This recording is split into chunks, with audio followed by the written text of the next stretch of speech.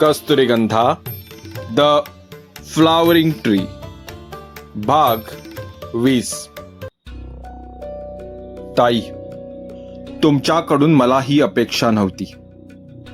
अरविंदने मोठ्या बाईसाहेबांना म्हटले. नाही दादा, असे म्हणू नका. आम्हाला माहीत आहे की जे काही घडले त्यामुळे तुम्हाला नक्कीच वाईट वाटले असेल, पण आमच्या हातात काहीच नव्हते. मोठ्या बाईसाहेबांनी आपल्या भावाला म्हणजेच अरविंदला समजावले. काय तुमच्या हातात नव्हते? ताई, तुमच्यामुळे मी माझ्या मुलीला अजूनपर्यंत बिन लग्नाची ठेवली होती. माझी मुलगी बहिणीची सून बनून सुखी राहील असे मला वाटले होते, पण तुम्ही माझ्या विश्वासावर पाणी फिरले. अरविंद रागाने बोलला. अरविंद, मला सुद्धा संगीता माझ्या घरची सून म्हणून आली असती तर मलाही आनंदच वाटला असता, पण नियतीला ते कदाचित मंजूर नव्हते. कस्तुरीची निवड आम्ही नाही केली. श्रीधर तिच्या प्रेमात अखंड बुडाला होता.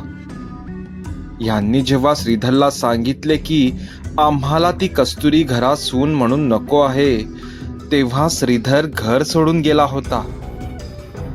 शेवटी मुलाच्या खुशीसाठी आम्हा दोघांना त्याच्या प्रेमाला मंजुरी द्यावी लागली. मोठ्या बाईसाहेबांनी घडलेली गोष्ट सांगितली. म्हणजे मुलाने सांगितले आणि तुम्ही ऐकले? अरविंद हसला. तुला मी कशी समजावू अरविंद? आता जे झाले ते झाले. संगीताला कोणी चांगला नवरा नक्कीच मिळेल. मी सुद्धा प्रयत्न करेन. आता शुभघटिका आहे. यावेळी असे वादविवाद नको. चला, लग्न मुहूर्त समीपाला आहे. तुम्ही मुलाचे मामा आहात. तुमची तिथे सर्वात जास्त गरज आहे. वहिनी कुठे दिसत नाही? मोठ्या बाईसाहेबांनी विचारले. ती आणि कुठल्या तोंडाने मिरवणार? असो, पुन्हा तो विषय नको. जे घडले ते घडले. आता पुढचे बघू. चला, आपण विवाह मंडपात जाऊ. असे म्हणत अरविंद तिथून निघून गेला. कस्तुरी आणि जयश्री विवाहासाठी सजल्या होत्या. दोघींनाही उत्तम राजशृंगार केला होता. शांताच्या डोळ्यात अश्रू होते. ती आपल्या दोन्ही मुलींना मिठी मारून रडत होती. वडील गेल्यानंतर मोठ्या जिद्दीने शांताने त्या दोघींना काबाड कष्ट करून वाढवले होते. कालपर्यंत अंगणात हसत खेळत बागडणारी दोन फुलपाखरे आज उडून परक्याच्या घरात जाणार होती. लहानपणापासून आतापर्यंतचा प्रत्येक क्षण शांताच्या डोळ्यापुढे येत होता. चला, लवकर मुहूर्ताचा वेळ होईल, असे म्हणत एका शेजारणीने कस्तुरी आणि जयश्रीला बाहेर यायला सांगितले. घरातून पाऊल टाकत असताना एकीने त्यांच्या दोघींच्या पुढे एक सूप धरले. त्या सुपात तांदूळ भरलेले होते. दोघींनी आपापल्या हाताच्या ओंजळीत तांदूळ घेऊन घराकडे न पाहता आपल्या माथ्यावरून घरावर मारले. दोघींनीही मागे न बघता मांडवाचा उंबरठा ओलांडला. दोघीही सजवलेल्या एका बैलगाडीत बसल्या. सांभाळून ग पोरीनो. मांडवाच्या दारात उभी राहून शांताने निरोप दिला.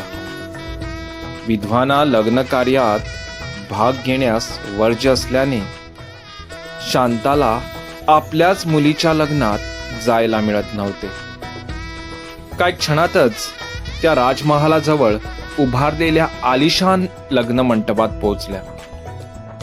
तो भव्य दिव्य लग्न मंडप पाहून कस्तुरी जयश्रीच्या गावकऱ्यांचे डोळे दिपले. वाह, काय मांडव सजवला आहे.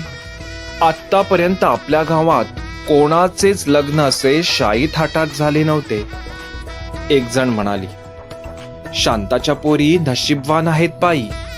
दुसरी म्हणाली, नाहीतर काय. कोणी विचार सुद्धा केला नव्हता की शांताच्या मुलींचे लग्न अशा पद्धतीने होणार म्हणून. तिसरी म्हणाली, पद्धतीने कुठले? मुळात त्यांचे लग्न होईल की नाही हीच मोठी शंका होती. चौथी म्हणाली, पण म्हणतात ना, देवापुढे कोणाचे काही चालत नाही. जे जे आपल्या नशिबी असते ते ते घडतेच. पाचवी म्हणाली, हळूहळू भव्य मंडप लग्नात आलेल्या अतिथींनी आणि सगळे सोयऱ्याने भरून गेला. सर्वांचे शाही पद्धतीने स्वागत करण्यात आले. त्यांना उत्तम पेय देण्यात आले. मिठाई पंचपक्वानाची तर काहीच कमतरता नव्हती. मंडपाच्या मध्यभागी 2 छोटे मंचक उभारले होते. दोन्ही मंचकावर यज्ञ मांडले होते. श्रीधर आणि कस्तुरी एका मंचकावर, तर जयश्री आणि तिचा नवरा दुसऱ्या मंचकावर येऊन उभे राहिले. भटजींनी त्यांच्यामध्ये अंतरपाठ धरला. मंगलाष्टका सुरू झाल्या. माथ्यावर अक्षता पडू लागल्या. श्रीधरने कस्तुरीच्या गळ्यात मंगळसूत्र घातले. कुंकुवाने तिचा भांग भरला. श्रीधरने कस्तुरीकडे पाहून हलकेच हास्य दिले. त्याबरोबर कस्तुरीने लाजेने नजर खाली घातली. काय, आज कस्तुरी गंधाची फुले आणली नाहीत?